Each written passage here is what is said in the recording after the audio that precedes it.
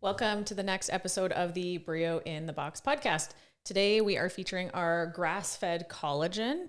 Collagen is a supplement you can add to like your coffee in the morning, all sorts of things. It has no flavor. It dissolves like with no taste whatsoever. I came across a paper recently showing that in a randomized double-blind placebo-controlled trial, supplementing with low molecular weight collagen had a significant increase on skin hydration, elasticity, and wrinkles. So at 6 and 12 weeks, there was a significant difference in the group that was receiving the collagen versus the placebo. So no shame in your game to say you want to age well. Lots of other benefits in terms of your connective tissue and your bone health for collagen. But who doesn't want to avoid a few wrinkles? That's like what eye cream and stuff is, right? It's mostly a lot of it stuff. Collagen, retinol. So just get it from the inside. Yeah, put it in the inside. Just eat it. There you go. Yeah. So today we're going to talk all about the Open. It is that time of year. So let's start with, what is the Open? The Open is the first step to qualifying for the CrossFit Games if you're at that level. But for most of us, it's just an opportunity to kind of put yourself out there and test your fitness and see how you stack up relative to everybody else in the world, or just do it for fun and community event and just do some workouts together. Do you remember what year it was that the Open started? Do you know? Was it 2009? 2011. Oh. 2011 was the first year that they needed sort of a global net to start to filter out the number of people that would get to. They used to have sectionals, and then the first couple of years, the CrossFit Games was just open to anybody that wanted to show up. And then they had a sectional qualifier that you could just show up to in person. Yeah. And then it was 2011 that they went, okay, we're going to start with a level that happens in your own gym. Yeah. So, I missed my year. I could have qualified if it was just anybody can show up. Now 2007 would have been your year. Anybody could have shown up. I always joke that we're 2008 CrossFit Games fit. Yeah, that's my goal. One day I would like to be fit enough to compete at the 2008 CrossFit Games. So kind of like maybe not every single year, but every year is a little bit different in the way that they've changed things and updated and tried to tinker with finding exactly what's the right way to start the CrossFit Games season. Yeah. So since 2011, it starts in your own gym, which is kind of cool. Yeah. They call it the Open because it's open to anybody. Yeah. If you have $20, you can throw your hat in the ring and play along with the first stage of the CrossFit Games. Yeah. And for a lot of people, it doesn't matter, right? It doesn't matter if you're 200,000th place or 50,000th place. It's whatever. It's just a way to kind of put yourself out there and get out of your comfort zone and just, try something new. Yeah. And participate in not only just your gym's community, but sort of like the global CrossFit community. Yeah. It's kind of like this thing that's happening in February and March, usually every year except for one. Yeah. Around that time. And it's kind of this thing that brings us all together. So you put yourself out there, test your fitness, and then just kind of the fun of seeing where you stack up. For most of us, after the Open is where the journey ends. That's it. So last year and this year, the Open is 3 weeks long. Yeah, which is so much better. Previously it was 5. Yeah. The first year was 6. And there was technical difficulties that actually made it 7 weeks. It took forever. Yeah. Last year they cut it down to 3 weeks, which was wildly popular. The athletes liked it. The affiliate owners much preferred 3 weeks. So that's what we're in for this year. The registration for the Open this year is available January 13th on games.crossfit.com. Yeah. Although most people sign up the day that they do their first workout. 20 seconds before or after. You finish your first workout. The first workout will come out February 24th. And then it'll be those 3 weekends, basically. The workout comes out Thursday night. Yeah. And you have until Monday night to do the workout and submit your score. Right. So CrossFit releases what the workout is. They release all the standards. And then it's up to us in our affiliate to do the judging. Yeah. So every workout has to be observed and counted by someone else. Yeah. So everyone that participates in the Open, the way we do it, we have people judge for each other. So when you register for the Open and you show up we're going to do it on Fridays, you will play the role of both the athlete at one point and also the judge. Yeah. And it's kind of cool because at the games, you have a judge there, but they're all business, right? They're not allowed to cheer for you. They're not allowed to have any fun. It's got to be just all business. And they're basically counting your reps and making sure your range of motion is good. Mm-hmm. Whereas here, it's there's way more cheering. There's way more pushing each other And people tend to do things they've never done before in the open just because they have to. They have no choice but to like try pull-ups or try whatever barbell lift they have to do. It's cool. It's a lot of fun. It's definitely way less serious than the CrossFit Games. Mm-hmm. Okay, so let's talk about who should do the open. Anybody, really. Like they recently changed it where there's 3 divisions. There was only 1 for the longest time, and then it switched to 2, and now there's a 3rd division as well because they really want it to be accessible to anybody. So the entry level is very basic. And I remember them talking about how they designed it to be that if it was your first 2 weeks in CrossFit, you could still participate in the open and do that scaled version. And then there's the open division, which is basically people that are pretty comfortable with CrossFit. They've been doing it for a while, but they're not quite at a high level with all of their movements. You maybe don't have muscle ups or handstand push-ups yet. That's where most people end up doing it. And then the top level is the RX, where they're going to throw everything at you. Muscle ups, handstand push-ups, heavy weights, everything. So one question people often have is, do you have to register for one of those divisions when you sign up? And you do not. So just to be clear, CrossFit releases a workout every week and there are options. So there's, last year they brought in this foundations option, which is like very much the beginner version. And then there's the scaled version, and then there's the RX version. So maybe one week you can do the RX version, and then the next week it's a weight or a movement you can't do, and you do the scaled version, and then the following week you do the foundations version. So when you register, you don't pick your division. Each week you pick which version of the workout you're going to do. Yeah. There is also a ton of different age groups. Starting at 35 is when the first Masters category kicks in. It goes 35, 40, 45, 50, all the way up to, they have a new 65 plus division as of last year. There's teenage divisions. There's 2, 14, 15, and then 16, 17 for the kids. So the minimum age is 14. You have to turn 14 before the CrossFit Games in August. Yeah. There are adaptive divisions now. That was new last year. Super cool. All different kinds of versions of seated athletes, adaptive athletes with different types of limb amputations. There's a visually impaired division. There's some neurological divisions. So they made it like really inclusive to all kinds of people. And man, there was some inspiring stuff that came out of the adaptive divisions. The one guy deadlifted 500 pounds with one arm. He had a strap on his shoulders and one hand on the bar and deadlifted over 500 pounds. Yeah, missing. It was like ridiculous. Really, crazy. It was so cool to see. And those adaptive divisions are at the CrossFit Games now too. Yeah. So that was super cool. They got to feature all the different ways people dealing with all kinds of situations pursue elite fitness, which was really inspiring. Yeah. So they make it very inclusive. It's literally called The Open because it's open to anyone, anywhere with, some equipment and $20. Basically, you can do the open.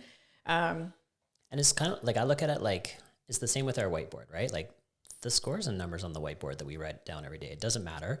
But it's almost like you're just putting your stamp down. Like, this is what I did, and you can be proud of that. And it's kind of like you're holding yourself accountable to doing something. And I look at the open as the same thing. It's like, who cares what position you end up in if you're not trying to qualify for the games? It's just a way to say, like, I did this, I participated. It's like doing a fun run or a charity 5K or whatever. It's something to participate in to push you to do something you otherwise maybe wouldn't. Mm-hmm. So then in terms of what to expect, or like the right mindset, like what's the right mindset to sign up for the open? It's that you are trying to challenge yourself. Yeah. That's the idea. And you should expect that there will be a thing in a workout that you can't do. Yeah. They design that on purpose. Yeah. So they always have like kind of a doable part of the workout, and then bam, it'll be like a skill that's a separator that a lot of people can't do. So at the RX level, it's often muscle ups, or it's a heavy squat snatch, or it's strict handstand push-ups, or something that like people with a high level of fitness, some of them can do those things and some of them will struggle and some of them will not be able to do it at all. Yeah. And then there's an equivalent version in the scaled division. Like maybe it'll ask you to do chest to bar pull-ups and you're like, God, I've never done a chest to bar pull-up before, or, a heavier deadlift weight or a heavy power clean. It could be all kinds of things. But so you should expect going into it that you will find things that you can't do. Yep. Probably a few. So check your ego at the door, go in expecting to be challenged. And then what I like about the open for that reason is it shines a spotlight on your weaknesses. Is like, if that isn't the theme of CrossFit all the time, but because you're doing like an exact version of a workout in sort of a competitive sense, you can't there's no scaling or sort of avoiding a movement that you might otherwise avoid. So if it comes down to it and it's toes to bar and you're like, oh, I don't have my toes to bar, then I always tell people like, you got to let that frustration be a little burning fire inside you for the rest of the year until the open the following year, and be like, I'm going to have those toes to bar by next year so that I don't end up in the situation staring at this pull-up bar where I can't get one now. So it's often very motivating. It's a good source of like fuel for the fire to train for the following year and actually kind of attack those weaknesses and not avoid them all the time. So it makes you face reality. For sure. Which is, it'll be full of awesome moments. There's always things where people are kind of pushed to try something or try a weight they wouldn't normally do and they get it. Like there's so many first pull-ups in the open, first muscle ups and snatch PRs and stuff. And it's just like, there's something magical about the energy of the open that even though it happens in our gym with our same people that we train with all the time, there's just something about it that like the energy is a little higher than usual and it gets people to like reach a little deeper than they normally would. So, and it's cool because it's the only sport where you get to actually do what the top level people are doing, right? Yeah. You never get to like go down on the ice at some big arena and try to score on a professional goalie or whatever in hockey, but you get to do the exact same workout that the highest level people are doing, and you can actually compare yourself to them if you want to be humbled. It's just a neat idea that everybody should take advantage of. It's like, like you said, it's the only participatory spectator sport. We get to be armchair enthusiasts, but also do the same thing that the high level people. And in the open, the people that are going to qualify for the CrossFit Games, they're doing the same workout that we're doing. If you do the RX version, you're doing the same thing as them. So you can kind of like see how far your fitness gets you and then compare to the fittest on earth and go, whoa. And like it's really gives you a better appreciation for the high level athletes too. And they're usually pretty good about the way they program it, in that most of the time there's a time cap, right? So if you can't get through it, you're done at 15 minutes. It's like, do this or 15 minutes, or it'll be a 12-minute AMRAP, or it'll be whatever. So it's not that, you know, a guy like Rich Froning does the workout and it takes him 5 minutes and then like 45 minutes later you're still going, right? They always make it pretty good in that it's accessible to everybody. They only did that once where there was a workout with no time cap. That was it was thrusters and burpees with no time cap. That was a tough year. And that was tough. Learn from that one. Like I said, they make little tweaks every year to make it a little better and, you know, flow a little easier for both the athletes and the affiliates and everything. So I think now we've learned everything has a time cap. If I was a cat, I would have lost 3 of my lives in that workout. It's not your favorite combo. No. So Dave Castro does the programming for the open. He always likes to pull a little twist. There's always like a new movement or a new way that they've done the workout. So one of them was a workout with rest, right? They'd never done prescribed rest before. The workout had a 12-minute cap, but you had to do 3 rounds of one thing and then you had to rest 3 minutes on the clock and then continue working. So it's not always like a crazy new movement. Sometimes it's just like a new format of the workout. Last year, the new movement was wall walks, which ruined a lot of people's lives, myself included. That was super challenging. So you, in terms of the mindset of going into it, like be prepared to try something or have to be thrown into a new movement that you are not necessarily accustomed to. 4 or 5 years ago, it was dumbbell snatches at a very high volume, different kinds of things, dumbbell thrusters. It's not like it's 90% classic CrossFit movements, and then they'll usually throw like one new thing or something different. And it's funny to read the comments that people put up when they're asking to guess the workouts, and they'll be like, it's going to be a 1 mile run and then a 400-meter swim, and then you're going to have to like kill a person. Like what? Like none of those things are going to be in there. You can't. It's all in the gym. It's all stuff that you can do within a like small space, and it's normally pretty standard movements. I have nerded out and made a chart, which I will post along with this, on all of the movements we've ever seen in the open and how many years have they shown up. So there's like the standards that you can pretty much expect are going to be in there. There's been burpees every single year except for one. There's been wall balls every year except one. Since 2014, there's been rowing every time. Like toes to bar, chest to bar pull-ups. Thrusters, double unders. Thrusters always. Double unders often. Handstand push-ups have been pretty standard the last like 5 or 6 years. So in terms of preparing for the open, you're kind of focusing on like real classic CrossFit movements, the core, the ones we see all the time.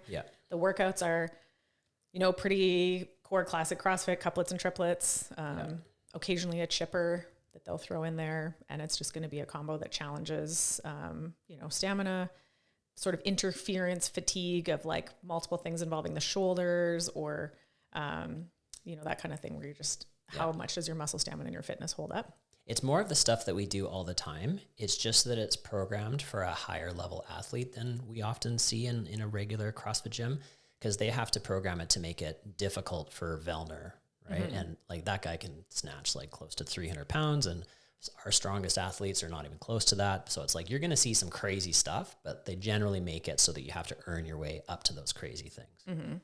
So then in terms of, if you're like, okay, I'm going to do the open, preparing for the open, around this time of year, we always start to sprinkle into the programming repeat open workouts. So you can get a little sampler platter, a little sense of like, what are these workouts like if you've never done the open before. Mm-hmm. And then if you're like, hey, you're thinking ahead, I want to do the open.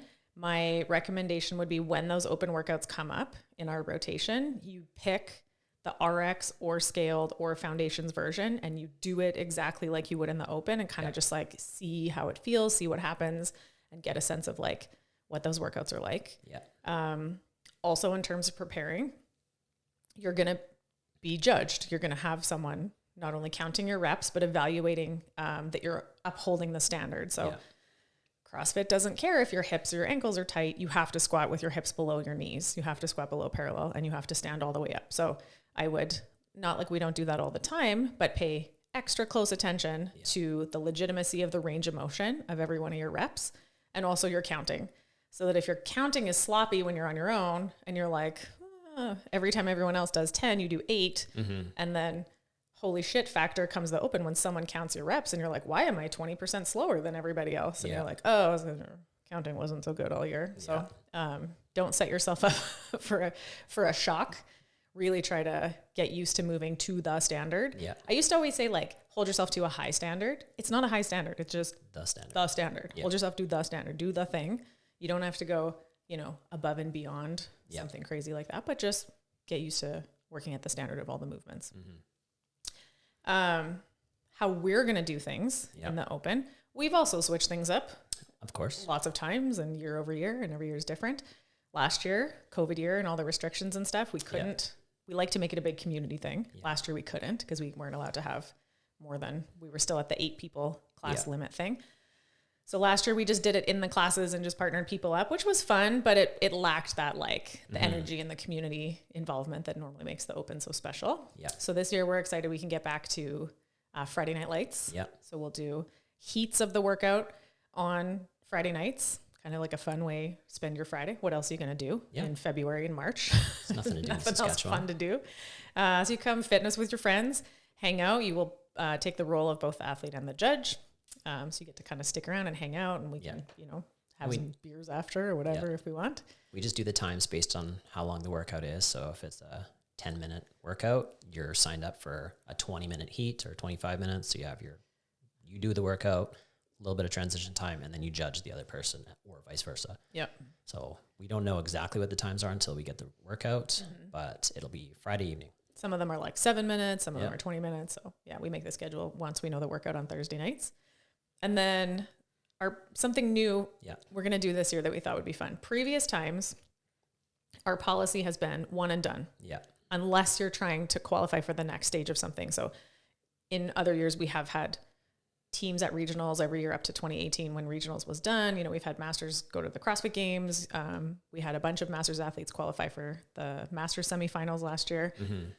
So if there is nothing on the line for the stage following the CrossFit or the open, we've always said, don't waste your time repeating a workout. Yeah. Especially not like 3 or 4 times in 4 days. For the sake of a better score that ultimately doesn't really mean anything. Yeah. I have made that mistake in previous years.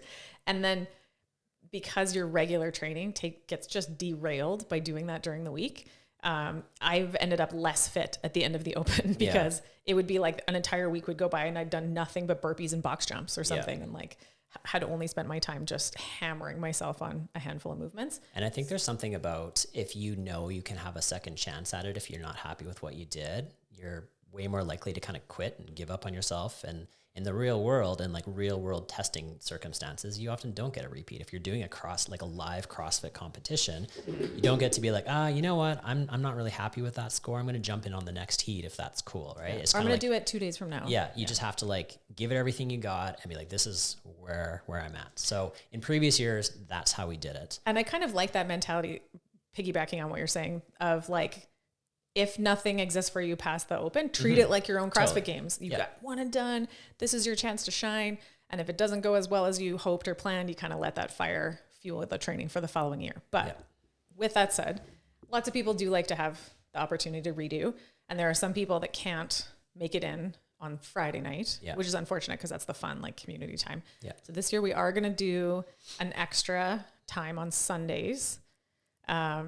That if you can't make it in on Friday, you have a second option. And this year we are going to give people the option to repeat an open workout. However, here's the deal. You got to put up or pony up. Boom. You got to put up a better score, or you got to pony up and make a donation to charity. Because I will tell you from experience, myself and others, I would say about 80% of the time that someone repeats a workout, they do the same or worse. Yeah. So if that happens, if something just went totally wrong and you're like, I know I can do better on that workout, cool. You get a second chance on Sunday. If you do better, good for you. If you do it again and you do the same or worse, you have to donate to a charity. Yeah. So put up or pony up for charity. And here was the additional suggestion from Ian was the wager should be you have to donate to a charity you hate.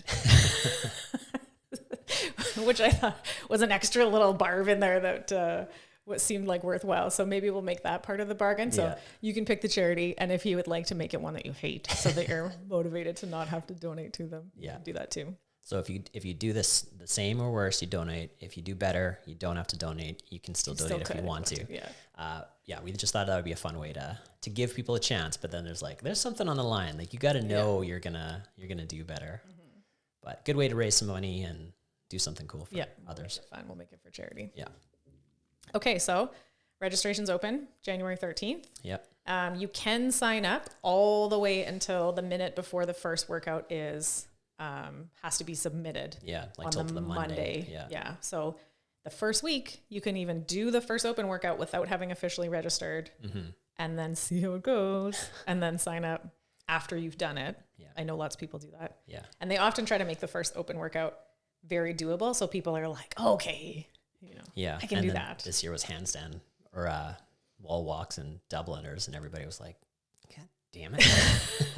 Forging elite sadness, laying on the floor in the wall walks. That was the worst. I fully dropped myself right on my face. It was terrible. Yeah. And now what? We've worked hard and practiced them all year, and should they come up again, we'll be better prepared. So everybody hated wall walks, and then we started doing them, and they're like, are we going to do these often? I was like, well, here's the deal. If I program them, they're not going to come up in the open.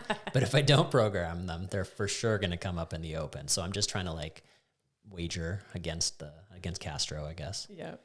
So in summary, reasons you should do the open: to participate in the community. Yeah. Super fun. To challenge yourself, to expose some weaknesses and use that as fuel for the fire for your training in the following year. And also to push yourself to maybe uncover some capabilities you didn't know were lurking in there. So all of the good positive moments and PRs and fun times. Yeah. And then also to be there and participate for those moments for your gym friends too, because it's so fun to be around that and that extra energy. We'll do lots of prep work leading up to it. Yeah. Once the registration is open, you just join, you book in through CrossFitGames.CrossFit.com. You join our team, which we'll set up once it's open. Mm-hmm. Yep. So you'll list your affiliate as CrossFit BRIO, join our team. So you register on games.crossfit.com anytime after January 13th. Yeah. Cool. Should be fun. Looking forward to it. This is the first year where I didn't take like a large hiatus leading up to the open, and then like 6 weeks out, be like, I should probably start working out again before the open. So David here we go. This is my year. I'm coming for you, retired Fraser. Just kidding. He's not retired, is he? I think he's still competing. Fraser? Oh, Fraser. Sorry, I was thinking you said Froning. No. Never mind. I can't take Froning. Yep. I can take Fraser because he's not participating. Okay. Looking forward to it. Here we go.